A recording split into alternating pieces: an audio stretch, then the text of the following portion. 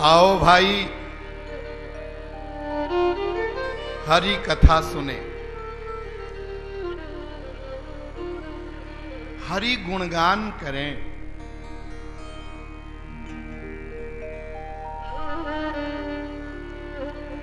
हरि नाम संकीर्तन करें, प्रेम मग्न होकर नाचें, गाएं, विभोर हो जाएं। हम लोगों को भगवान की करुणा कृपा से ये जो मानव शरीर प्राप्त हुआ है,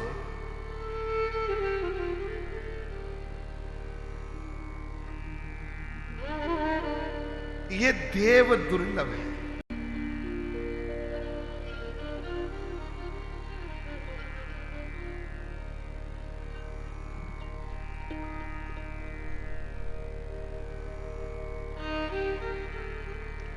अनादिकाल से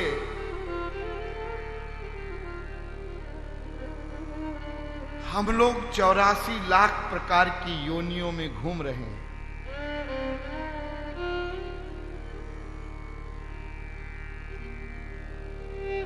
उन योनियों में कितना कष्ट है, जरा आप अपने आसपास देख लें।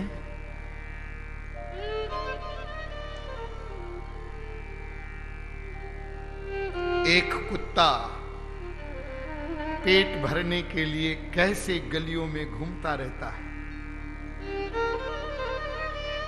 मार खाता रहता है। टुकड़ा मिल जाता है तो पेट भर जाता है, नहीं तो बेचारा भूख से तड़पता रहता है। एक सूअर कैसे कीचड़ में पड़ा रहता है, कैसे गंदगी को पाने के लिए भटकता रहता है।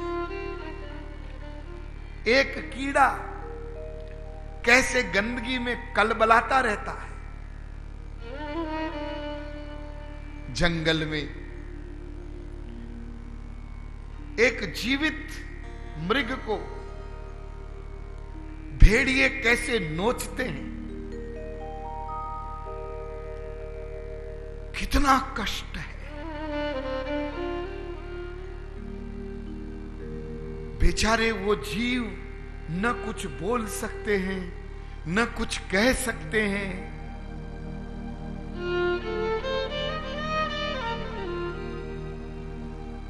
उन योनियों के कष्टों को देख करके आप ये विचार करें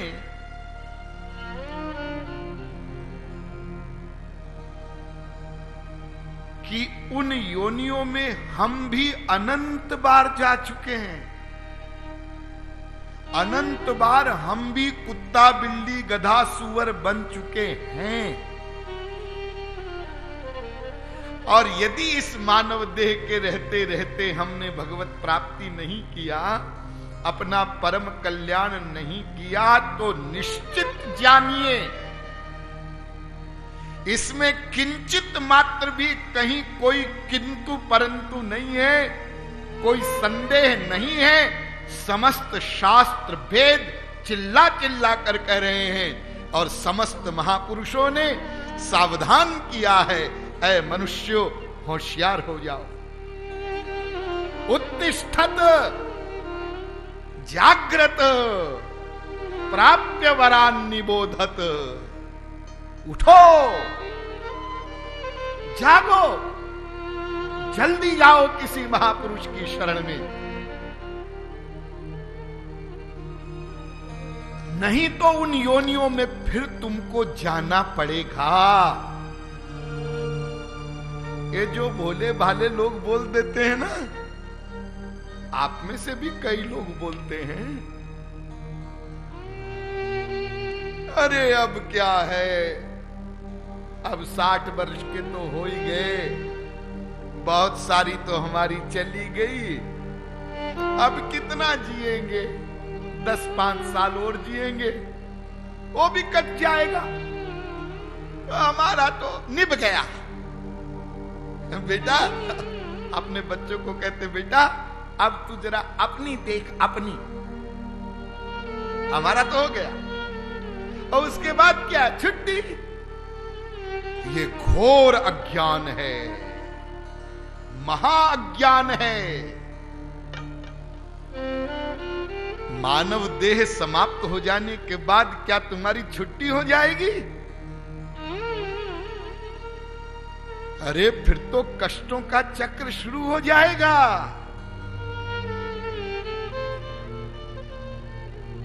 इसलिए इस तत्व ज्ञान को, महापुरुषों की वाणी को, उनके शब्दों को धारण करें, विश्वास करें, माने।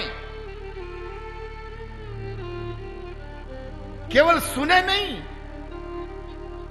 केवल सिर नहीं हिलाएं, केवल समझें ही नहीं, सुने, समझें और फिर माने। इतना अनमोल मानव देह, स्वर्ग के देवी देवता जिनकी हम लोग पूजा करते हैं, ये इंद्र जी है, ये वरुण जी है, ये कुबेर जी है। हाँ, हमारे व्यापारी भाई लोग जब पूजन करते हैं बही खातों का, आजकल तो कंप्यूटर का जमाना है, प्रतीक रूप में करते होंगे, दीपावली पर करते होंगे, तो लिखते हैं श्री कुबेर जी सदा सहाय। लक्ष्मी जी के लिए भी लिखते हैं, कुबेर जी के लिए भी लिखते हैं। आप जानते हैं कुबेर जी कौन है? अजी वो धनाध्यक्ष हैं। हाँ? भगवान के यहां के भंडारी, धन देने वाले। अच्छा, आपको पता है कि अनंत बार कुबेर जी आपके नौकर बन चुके हैं, आपके सर्वेंट। कुबेर हमारे नौकर बन चुके हैं। जी हां, कैसे? हमारे शास्त्रों में यह वर्णित है कि प्रत्येक जीव अनंत बार स्वर्ग सम्राट इंद्र बन चुका है। आज जो आप लोग सोचते हैं कि हम अरबपति बन जाए, खरबपति बन जाए, बड़े आदमी बन जाए, प्राइम मिनिस्टर बन जाए, प्रेसिडेंट बन जाए, चीफ मिनिस्टर बन जाए, अरे इनमें क्या धरा है? ये तो बहुत छोटी छोटी चीजें हैं। पूरी पृथ्वी के राजा भी हम बन चुके और स्वर्ग सम्राट इंद्र हम अनंत बार बन चुके। जब हम इंद्र बने तब कुबेर हमारा नौकर था। लेकिन ध्यान दीजिए, इतनी बड़ी सीट तो हमने प्राप्त किया, लेकिन भगवत प्राप्ति नहीं किया।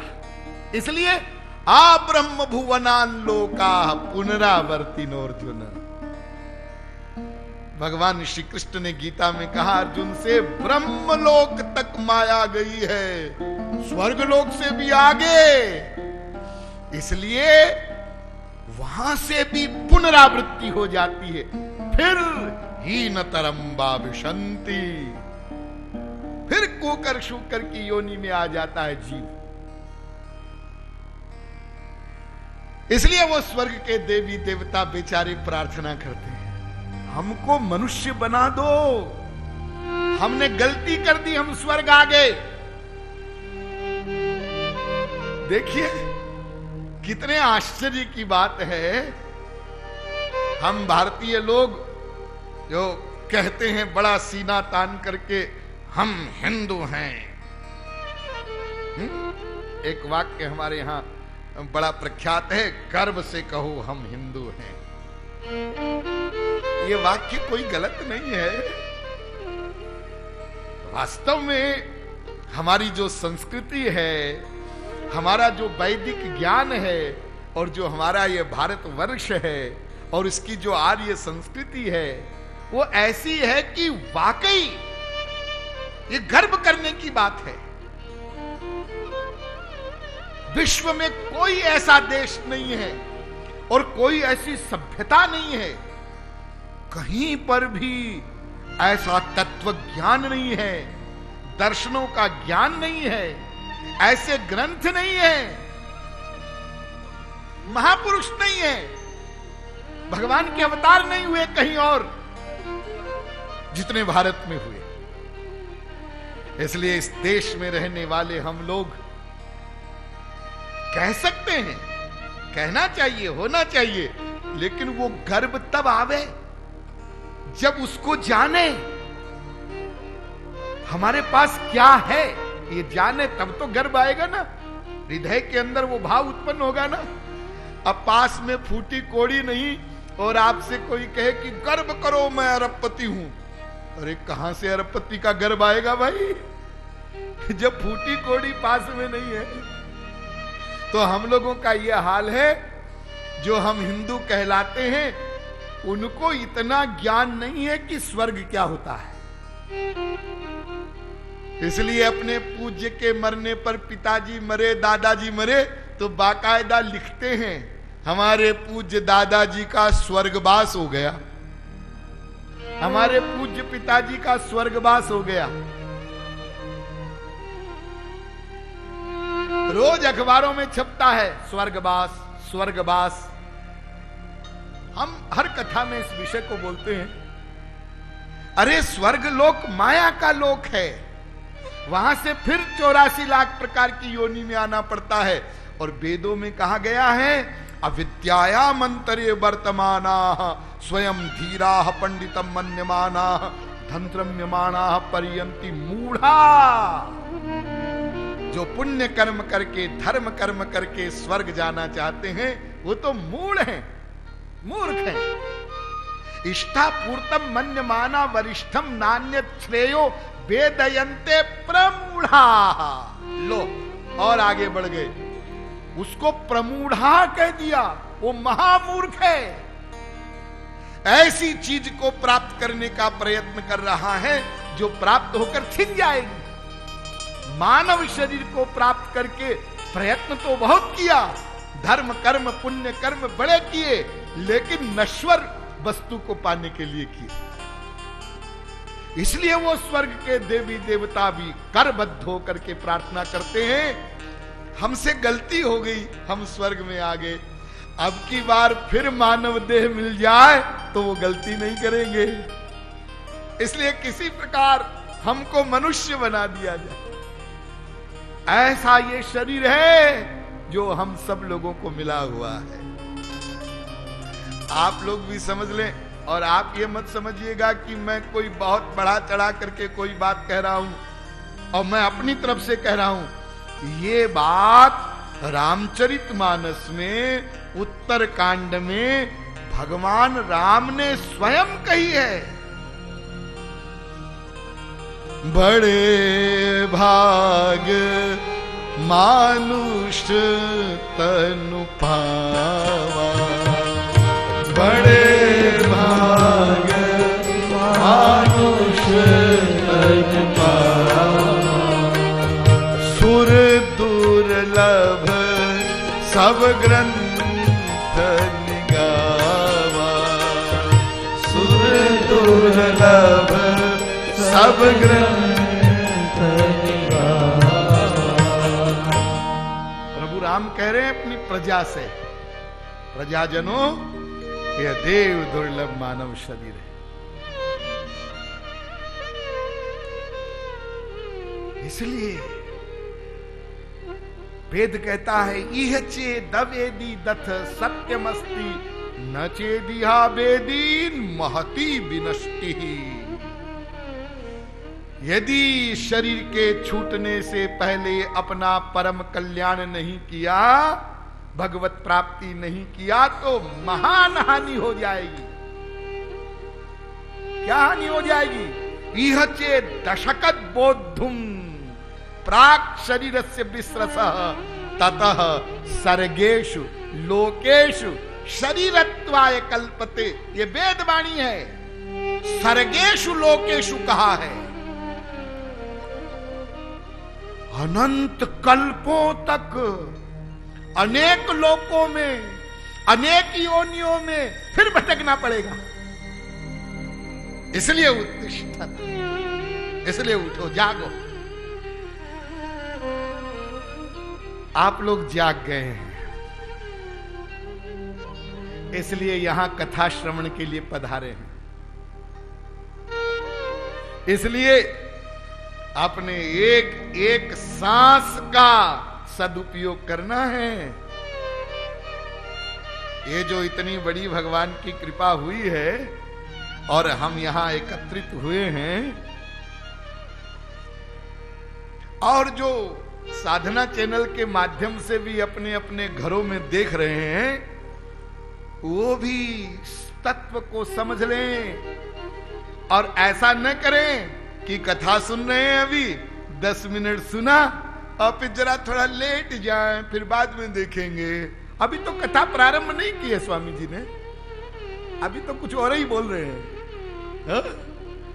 अरे कथा के प्रारंभ में प्रतिदिन हम प्रयास करेंगे कि आपको कथा का जो मर्म है, जो बहुत इंपॉर्टेंट टॉपिक है, विषय है, उसको पहले समझा दो। इसलिए चैनल पर भी जो देख रहे हैं, दत्त चित्त हो करके, सब काम धाम साइड में रख करके और कथा का श्रवण करेंगे, अपने अनमोल समय का सदुपयोग करेंगे, तब उनको विशेष लाभ प्राप्त होगा। अस्तु। कल कथा में श्री तुलसीदास जी ने मंगलाचरण किया 7 श्लोकों में, और फिर ग्राम्य भाषा में सोरठों में। मंगलाचरण में तुलसीदास जी ने कई रहस्य प्रकट किए, बड़ा रहस्यात्मक उनका मंगलाचरण है, और कई समन्वयात्मक सिद्धांतों को भी प्रस्तुत किया। रामचरितमानस की यह विशेषता है कि तुलसीदास जी ने कोई झगड़े की बात नहीं कही है, बल्कि जितने झगड़े हैं उन झगड़ों में समन्वय स्थापित करने की कोशिश की। तो एक बात तो मैंने आपको बताई थी कल कि जो सीता जी का स्वरूप है वो सब शक्तियों की अधिष्ठात्री हैं, भगवान राम की आह्लादिनी शक्ति हैं, और उनके द्वारा ही और सब शक्तियां प्रस्फुटित होती हैं। और भगवान में जितने भी गुण हैं वो सीता तत्व के कारण ही हैं। वो जो कृपा करुणा करते हैं जीवों पर, वो सब सीता जी के द्वारा प्रदत्त हैं। अस्तु, सीता तत्व को प्रधानता से प्रस्तुत किया है तुलसीदास जी ने। और एक महत्वपूर्ण बात है, उसको समझ लीजिए, फिर आगे चलेंगे। कुछ लोग मंगलाचरण के विषय को सुनकर के ऐसी शंका करते हैं कि भाई तुलसीदास जी तो भगवान राम के अनन्य भक्त थे,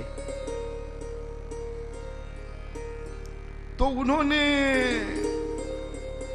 ये गणेश जी की वंदना, शंकर जी की वंदना, भवानी की वंदना, ये सब क्यों की? अरे भाई, भक्ति तो अनन्य होनी चाहिए ना, भक्त को अनन्य होना चाहिए। और तुलसीदास जी तो राम के ऐसे अनन्य भक्त थे कि उन्होंने तो जब वृंदावन गए और युगल सरकार की छवि को देखा, राधा कृष्ण की छवि के दर्शन किए, तो उन्होंने कहा कहो छवि आज की, विभोर हो गए। कहा कहो छवि आज की, और भले बने हो नाथ। बहुत अच्छे लग रहे हो, लेकिन तुलसी मस्तक तब नवे, जब धनुष बाण लोहार। महाराज सब बहुत दिव्य है, बहुत अद्भुत है। क्या बताऊं, वो वाली जो छवि है प्रभु राम की, उसका तो मैंने वर्णन किया है बहुत सारा, लेकिन आज की छवि का तो वर्णन भी नहीं हो सकता है। लेकिन फिर भी नमस्कार नहीं करूंगा। धनुष बाण हाथ में ले लो तब नमस्कार करूं। ऐसे राम के अनन्य भक्त, और जो ऐसे राम के अनन्य भक्त हैं, उन्होंने ये वाणी विनायक, सरस्वती की वंदना, विनायक की वंदना, गणेश जी की वंदना, ये तो बात कुछ जची नहीं। इसका मतलब या तो उनकी अनन्यता में गड़बड़ थी,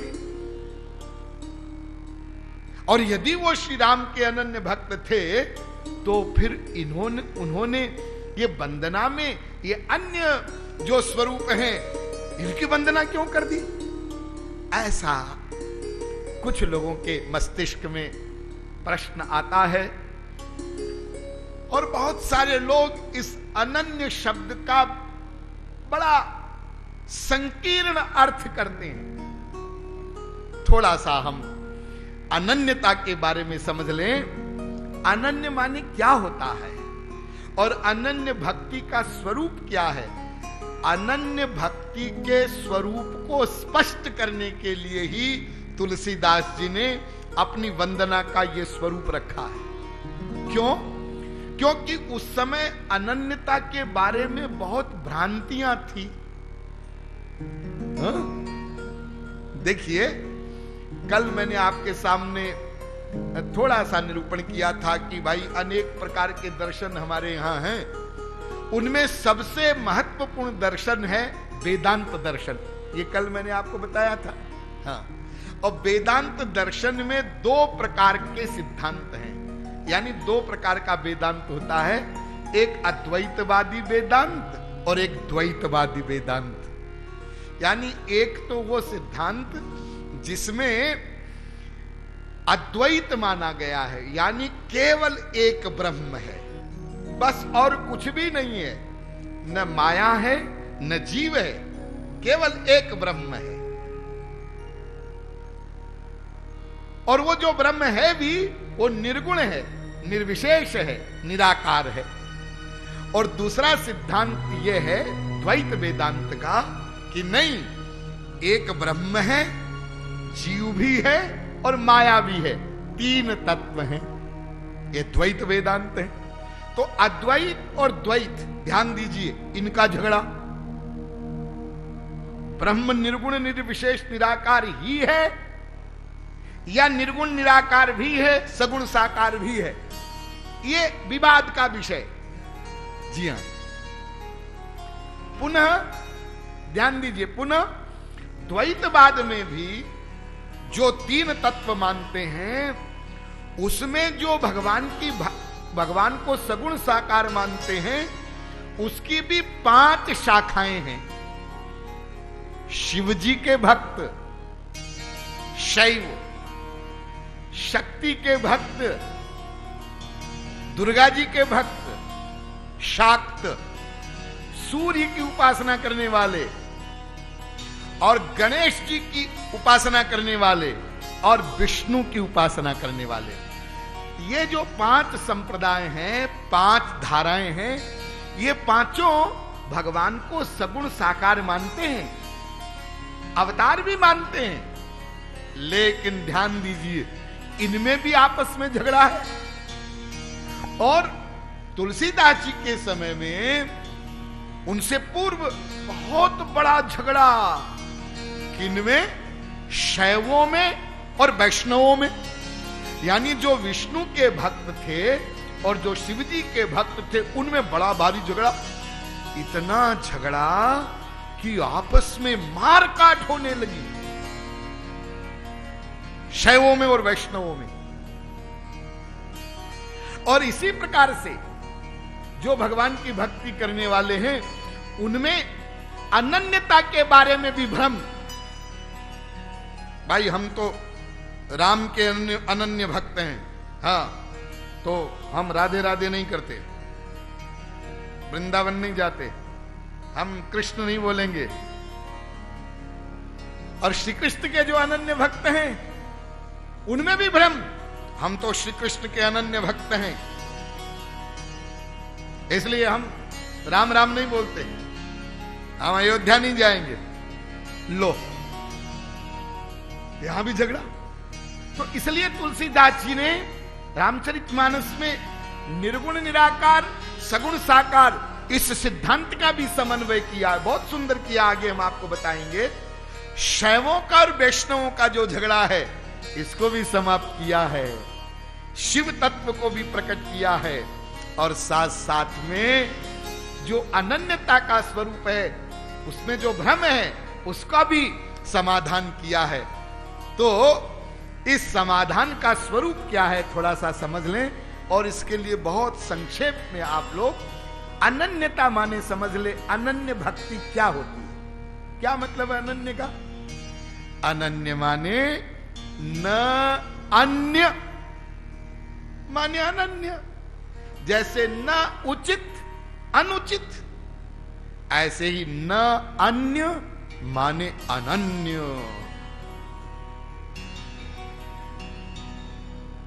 और इस अनन्य शब्द पर इतना जोर दिया गया है हमारे ग्रंथों में, सब जगह वेद से लेकर रामचरितमानस तक भक्ति अनन्य होनी चाहिए, भक्ति ही करना है, ये तो है ही है, आगे बताएंगे हम आपको। लेकिन फिर भी वो भक्ति अनन्य ही होनी चाहिए। अनंत जन्म हमको मिले, मानव देह मिला, महापुरुषों ने समझाया, हमने समझा, भक्ति के स्वरूप को समझा, भक्ति किया भी, एक गड़बड़ी किया केवल, क्या अनन्य नहीं बने। और वेद तो कहता है कि तमेव विदित्वा मृत्युमेति, तम एव विदित्वा, उसको जानकर ही, देखो ही लगा दिया, कोई मृत्यु से उत्तीर्ण हो सकता है। रसो वैसा, उसको पाकर ही लगा दिया। माम एकम शरणम ब्रज, मेरी ही शरण में आ। अनन्याश्चिंतयन्तो माम ये जना पर्युपासते, गीता में कह रहे हैं भगवान, अनन्य भक्ति करना है। अनन्य चेता सततम यो माम स्मरति नित्यशः, तस्याहं सुलभः। पार्थ, अरे मुझे पाना बहुत सरल है, कोई अनन्य भक्ति करे तो। सब जगह अनन्य शब्द लगा है, और रामचरितमानस में भी तुलसीदास जी ने एक भरोसो एक बल एक आस विश्वास, एक भरोसा एक बल एक आशा एक विश्वास।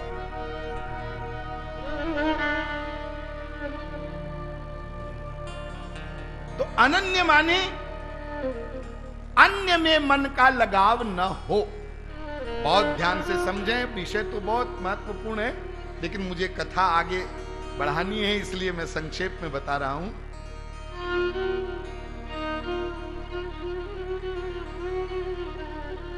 अन्य में मन का लगाव न हो। अन्य क्या होता है? अन्य किसको कहते हैं? अन्य तीन होता है, तीन प्रकार के अन्य होते हैं जो माया के अंडर में हैं, और एक चौथा अन्य और होता है जो माया के परे है। माया के अंडर में, माइक एरिया वाले तीन अन्यों में पहला अन्य क्या है समझिए। पहला अन्य है तमोगुणी वस्तु या तमोगुणी व्यक्ति। तमोगुणी वस्तु क्या है? मांस, मदिरा, ये तमोगुणी वस्तु है। और तमोगुणी व्यक्ति किसको कहते हैं? जो इनसे युक्त है उसको तमोगुणी व्यक्ति कहते हैं।